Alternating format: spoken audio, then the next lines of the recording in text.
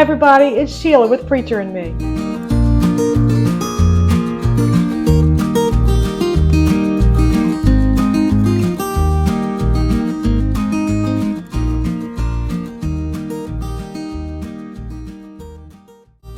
Thank you so much for joining me in my kitchen today.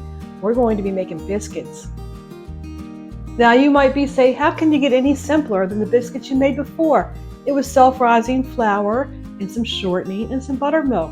How else could you make it easier? Well, a 2-ingredient biscuit recipe. How about that? We have Southern Biscuit Formula L today. And yes, it's going to be 2 ingredients. That's it. Just 2 ingredients.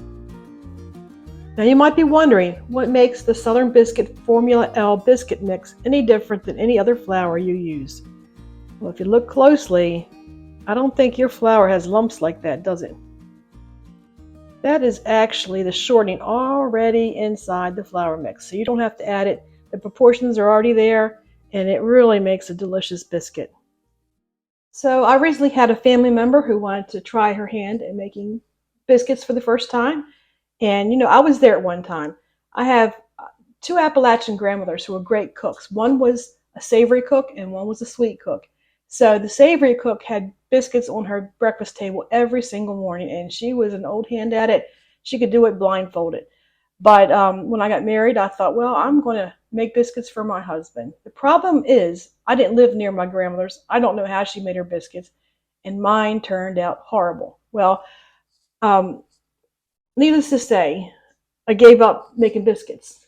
Until later in life, I think I was 50 years old when I learned. I said, you know what, I'm going to be determined. I'm going to try and try. I don't care how many times I fail. I'm going to do it until I get the biscuits right. And finally, after much practice, I can get biscuits right now. So we're using the Southern Biscuit Complete Biscuit Mix, the Formula L. Here in Maryland, it's hard to find. You might be able to find it in the South a lot easier, but in Maryland, we can only find it at Food Lion. So if you have a Food Lion near you, go in there and see if you can find it. If you can't find it in Food Lion, I think Walmart has it online. If I can find a link, I will put it in the description box. If it doesn't turn out the first time, don't give up. Try it again. Watch some more YouTube videos. The biggest problem with making biscuits is if you overwork the batter too much, you're going to have hard biscuits, and I think that's what happened to me. I think I might have lost count, but we'll figure that out. Anyway, 3 1/4 cups of the biscuit mix. The only other ingredient is the buttermilk. I have full fat buttermilk. You can get the low fat. We're going to start out with 1 1/4 cups first. And I know if my dough was too wet, I forgot a cup. And I'll figure that out. And all we're going to do is stir that in. I'm going to make a hole in the center of my biscuit mix there. Pour in that buttermilk. And all I do is stir it up. Like I said, just stir it enough to get the biscuit mix wet. You don't want to overwork your biscuit mix. That's what makes hard biscuits. And I think I did use 3 1/4 cups.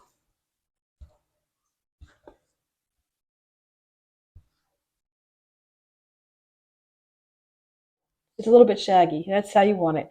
If it looks too dry, just add a little bit more milk, a tiny bit at a time. If it's too wet, add a little bit of flour. So maybe I lied. Not on purpose. There might be a few other things you need. I use the Crisco. This is what I normally use in my biscuits to make the biscuits, but I like to grease my pan a little bit with Crisco. It helps to make the bottoms of the biscuits golden brown too. Just grab my paper towel, put a little bit on there, and just rub it down. You just need a thin layer, not a thick layer. We're just going to set that pan aside. We will need it in a few minutes. I've already cleaned my countertop. I'm going to put a little bit of flour down. This is just my regular flour, my all-purpose flour. I'm going to lay that onto my countertop and start the biscuit making. So I'm going to just sprinkle enough. We want to make sure that our biscuit dough doesn't stick to the counter. We want it to be able to get it off of that counter when we need it. So we'll start with that much. We might add more later. I'm just going to turn that dough out onto my countertop. Might not look so pretty now, but it's going to look good when it comes out of the oven.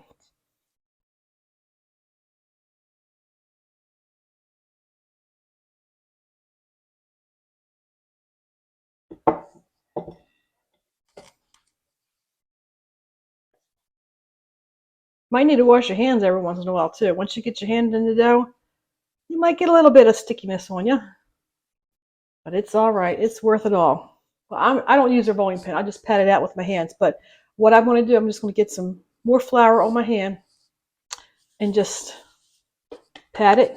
Make sure I get a little bit on top of the dough here too. That'll help prevent anything sticking to your fingers. We're just going to knead it a few times. Just turn it over. You might need to add more flour to your surface while you do it to prevent it from sticking. If you find any stickiness at all, just put a little bit more flour on it and just pat. While I'm folding this in half like this, what it's doing is creating layers inside the biscuit that's going to help make it fluffier.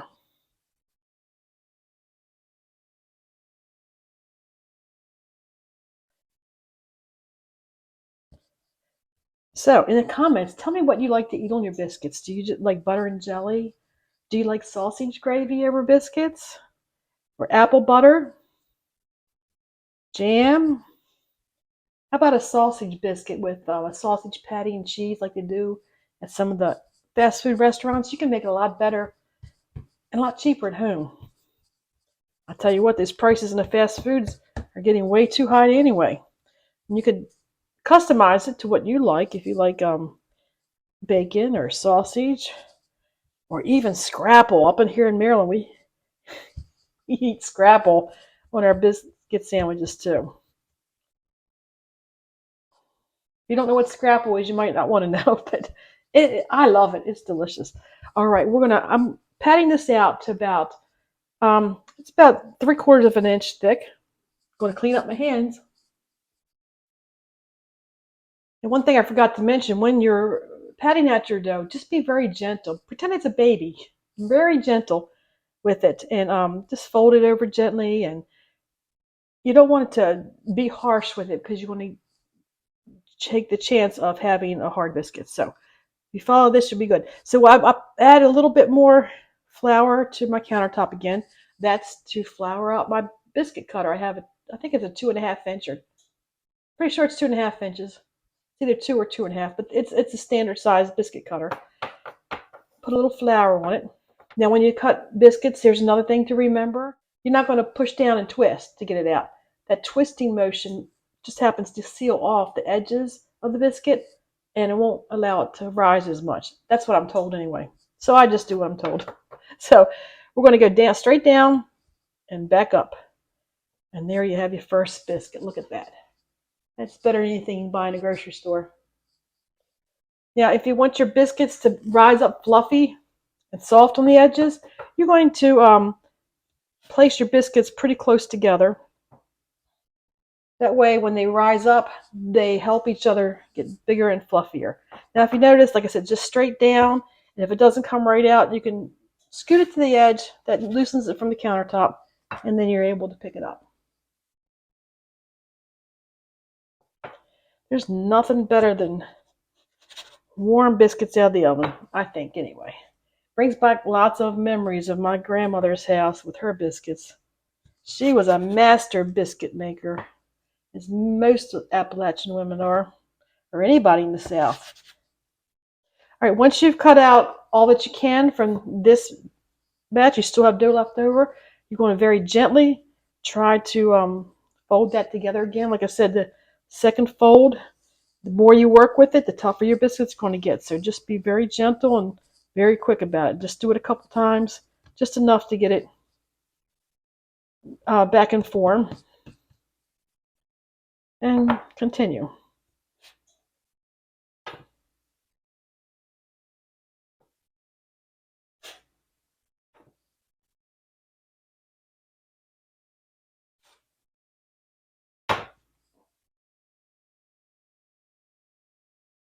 Yeah, still have enough for maybe one more biscuit. Some people just roll that one. This is going to be probably the toughest biscuit you have, but I still wouldn't throw it away. What I do is I like to just cut out that one biscuit, and then I press it down. Once it's in the biscuit cutter, just press it down, and then okay. I got my glasses back on. Sorry, guys. I can't see with them. I forget. And then you can see the lights in my eyes. But anyway, so here, this one's not as well formed and put together, but I'm going to use it anyway because you know what? It's still going to taste good. All right, I'm going to clean up my mess, and then I'm going to melt me about 2 tablespoons of butter. We're going to put some butter over top of biscuits before we put them in the oven. All right, I melted me some butter in the microwave. It's about 2 or 3 tablespoons of butter. I'm going to brush some over top of it before I put it in the oven, and then when it comes out. And that helps to make them golden brown and taste really delicious. But you can absolutely skip this step if you don't want to add any more fat into your diet. So the biscuits have enough, believe me. So I'm just going to rub all this on and pop it in the oven at 450 degrees for 10 to 12 minutes. Now I have a convection oven, so I pop it down to 425 instead of the 450, and that works out just fine. But a regular conventional oven, 450. At the 10-minute mark, you might want to check them to see how finished they are, because just a couple of minutes can make a difference between these biscuits if you cook them too long or not. So the oven temperatures vary. I don't know what yours is like, so make sure you keep an eye on them. If they look like they're getting too brown on the top, take them out. We're ready to go in the oven now.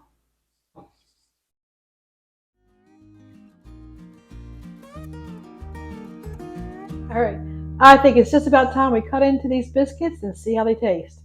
I already know how it's going to taste. More than good. It's delicious.